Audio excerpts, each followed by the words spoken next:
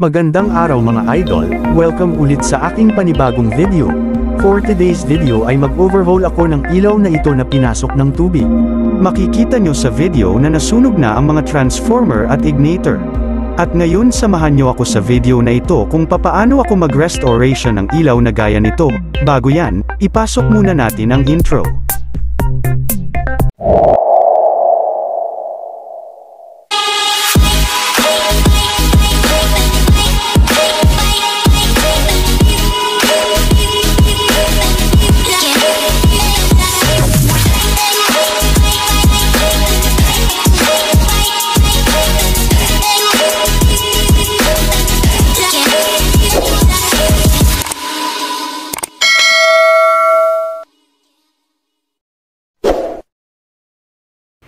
So ito guys, meron naman tayong ilaw na i-overhaul. Ayan, kung sasakyan ay merong ino-overhaul na makina, dito naman sa ilaw, ayan, meron din tayong i-overhaul. Binaklas ko na yung ano niya. Ayan, yung kanyang cover, yung salamin, saka yung kanyang pinakalak, ito. Tapos ito yung kanyang pinaka-valve, yung nasa loob. So nakita natin basag na. Tanggalin natin tong salamin. So yan, ito yung kanyang pinaka-cover, yung kanyang parang grill, grill cover. So yan, makikita nyo guys, sumabog na siya.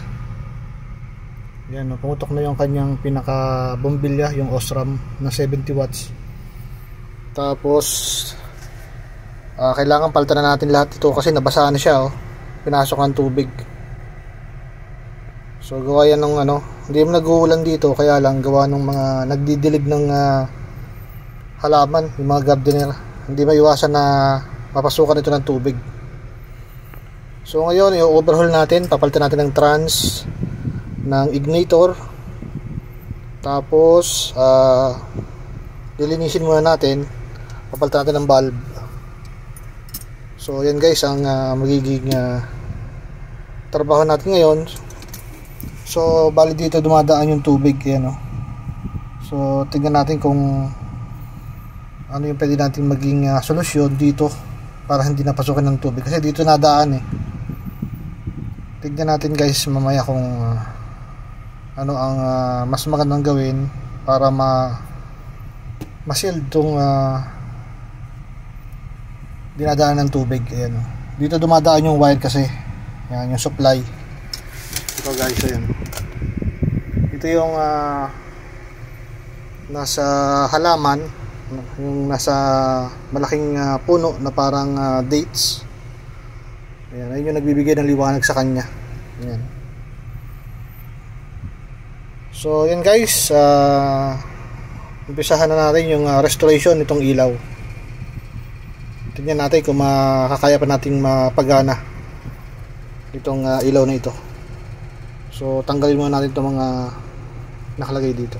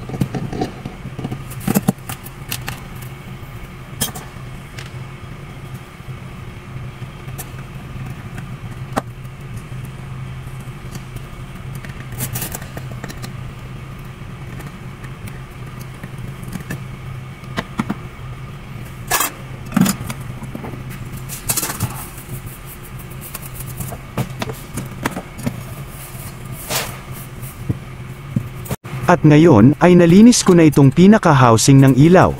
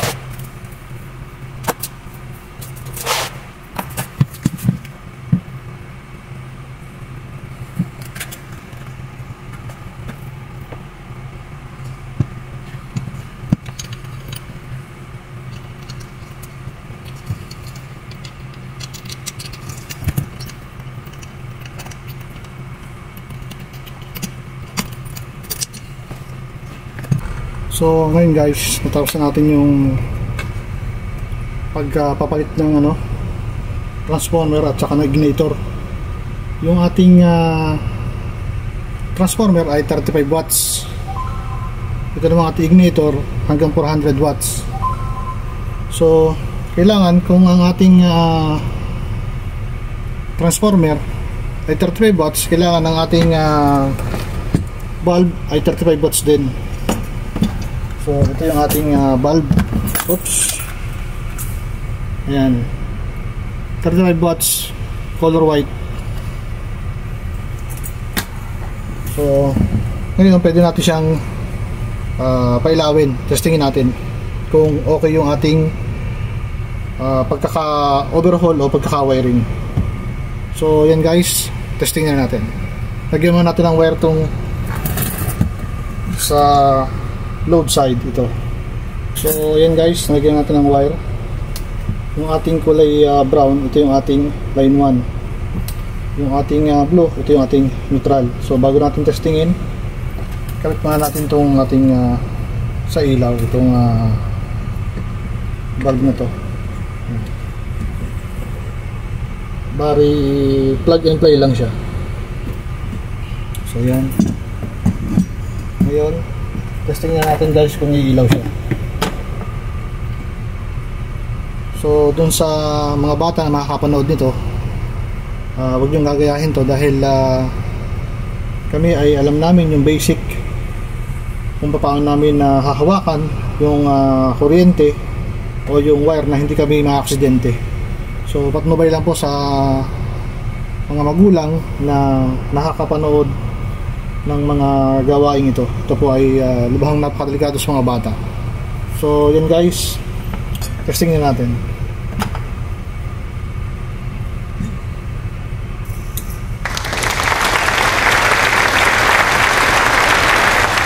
So yan guys, makikita nyo may ilaw na siya. So tama yung ating pag-wiring. So tandaan nyo lang guys, pag nagkabit tayo ng transformer, kung 35 watts yan, kailangan 35 watts din yung ating bulb, yung ating osram. Ito nga pala ay Philips. Yan, 35 watts. So yan. Tapos yung igniter natin hanggang 400 watts yan, walang problema. So yan, kita nyo guys, maliwanag na siya.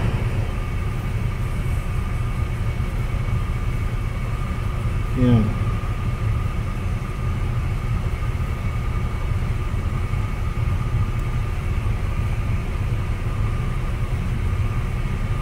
At siya nga pala guys, huwag niyong hihipuin yung ating bulb. Kahit yan ay nakapatay na. Yan, try natin. Huwag niyong basta-basta hihipuin kasi ito ay halogen. Napakainit yan, para yan ang nagbabaga na nagbabagang salamin. Yan, mapapasok tayo dyan. Kaya huwag niyong hahawakan yan. Kung magpapalit kayo, halimbawa kumukurap-kurap siya, antayin niyo muna siya lumamig, tapos saka natin palitan. So yan guys, babalik ko na dun sa kanyang pinaka lalagyan. Ito yung nakabaon sa lupa, tapos nakalabas lang yung pinaka salamin niya. Ito yung para sa garden. So yun lang guys, balikan natin yung kanyang lalagyan. Okay.